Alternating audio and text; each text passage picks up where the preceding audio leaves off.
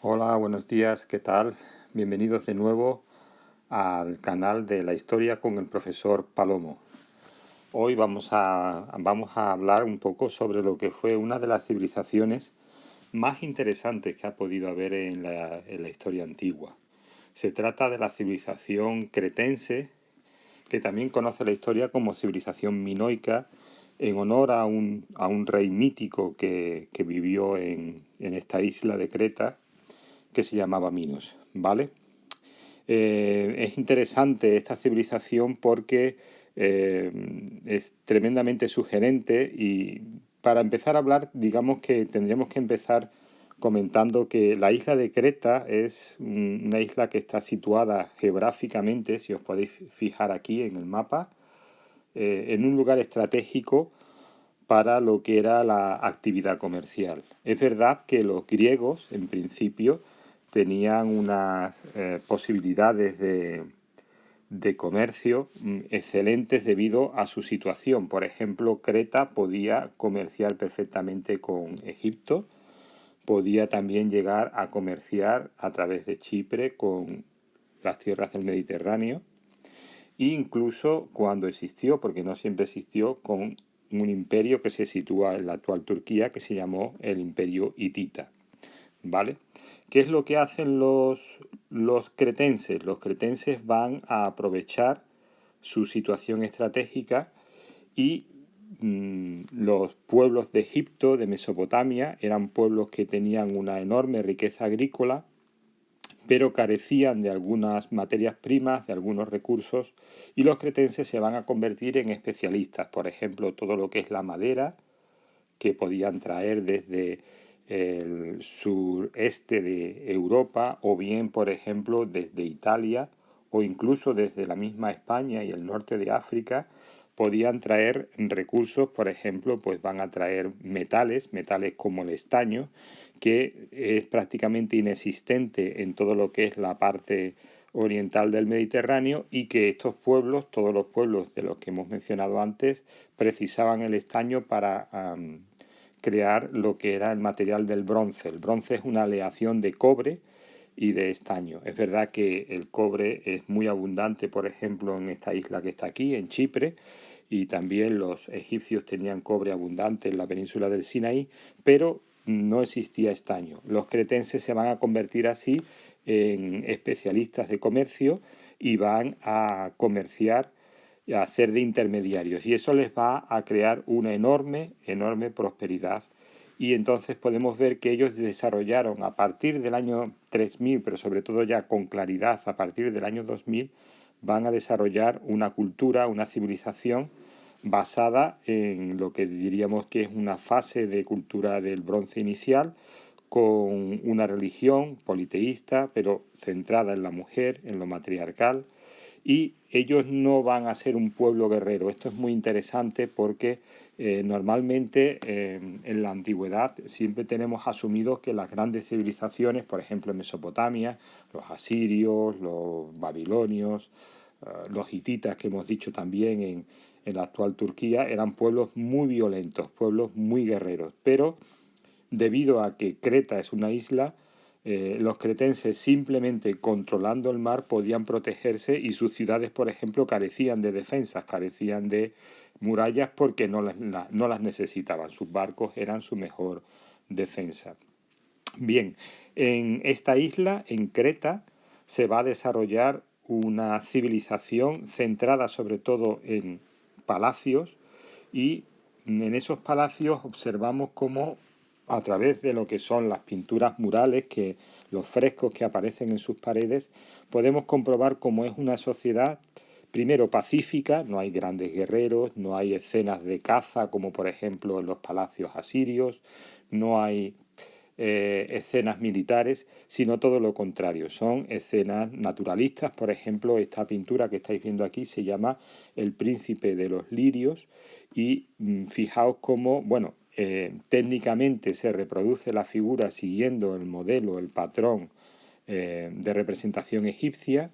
Fijaos cómo la ley de la frontalidad hace que la cabeza aparezca de perfil, pero el ojo aparece de frente, los hombros aparecen de frente, pero la cadera aparece de perfil y los pies aparecen también de perfil. Esto es digamos, una forma de representación característica de lo que era la cultura egipcia, que ha pasado o pasó a lo que era la civilización cretense. Pero el detalle, especialmente me gustaría que os fijaréis en el detalle de lo que es el tocado de la cabeza que lleva el príncipe y en cómo el artista ha representado de forma minuciosa cada una de las plantas, los famosos lirios, porque demuestra el gusto estético de esta gente y sobre todo su deseo de disfrutar de la vida, de centrarse en los aspectos pacíficos de la vida y no en una sociedad guerrera o una sociedad violenta.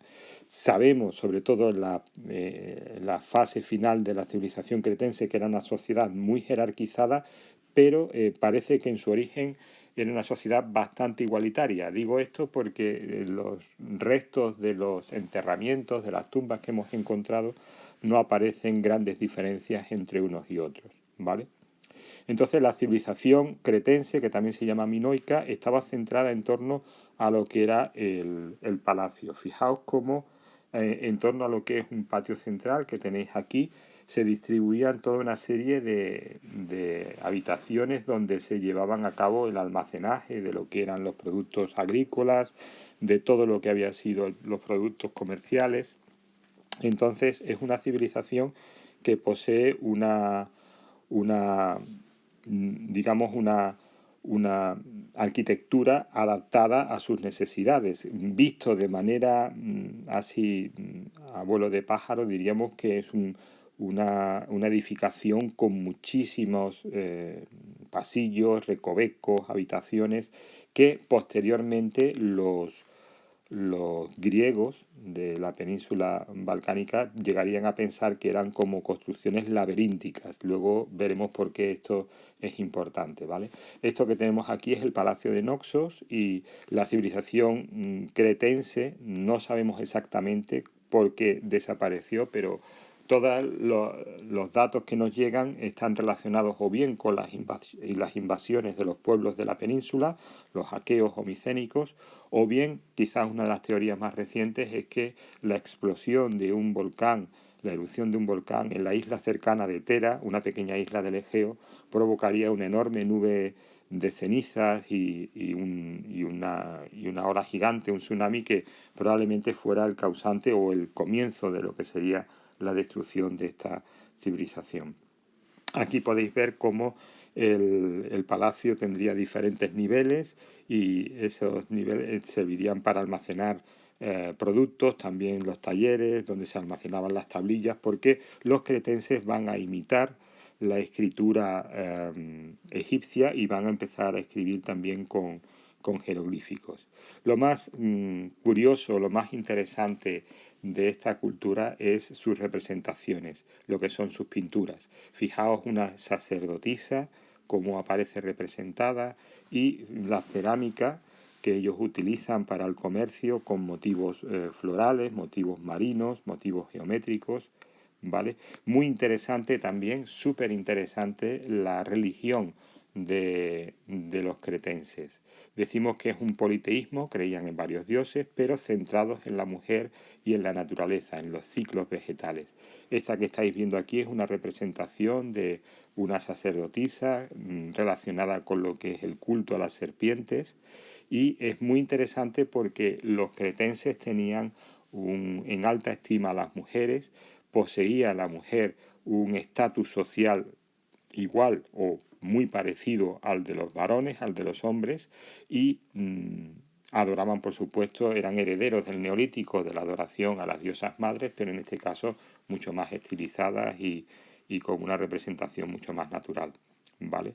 Aparecen también determinados símbolos que no conocemos exactamente su significado, pero que tenían que tener relación con sus creencias. Por ejemplo, el labris, que es un hacha doble, y también lo que son los cuernos del toro, puesto que la civilización cretense era amantes de lo que era este animal, le rendían culto, incluso hacían fiestas, no exactamente como las corridas de toros que nosotros conocemos hoy en día en España, pero sí ellos, por ejemplo, saltaban por encima del animal y de alguna manera demostraban su valor, no con actos guerreros, sino con enfrentarse a un animal tan bravo como era el toro. Aquí tenéis una representación de cómo sería ese salto, ¿vale?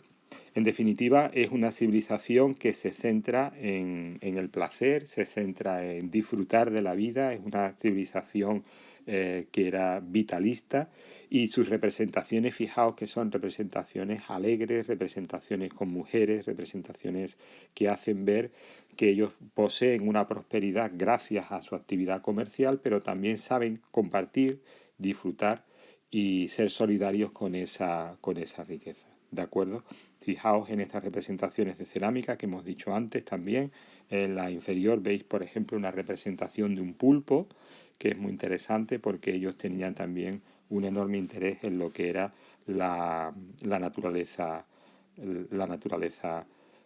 marina. ¿Vale? Posteriormente a la civilización cretense, los griegos, cuando conocen las ruinas de esta civilización, pues empiezan a fabular, empiezan a crear relatos tradicionales que nosotros conocemos como mitos. Un mito siempre es un relato que está conectado con seres sobrenaturales, con hechos extraordinarios, donde participan dioses o semidioses o héroes, que son hijos de dioses y humanos, o monstruos o personajes fantásticos. En cualquier caso, el mito es algo fabuloso, algo inventado, podemos decir, pero siempre tiene un núcleo, un germen de realidad. Entonces, los griegos, para poder explicar las ruinas del palacio de Noxos, con su sistema laberíntico, pues llegaron a la conclusión de que podía ser fruto de que ahí existía un enorme monstruo que ellos llamaban Minotauro, que era mitad hombre y mitad toro, ¿vale?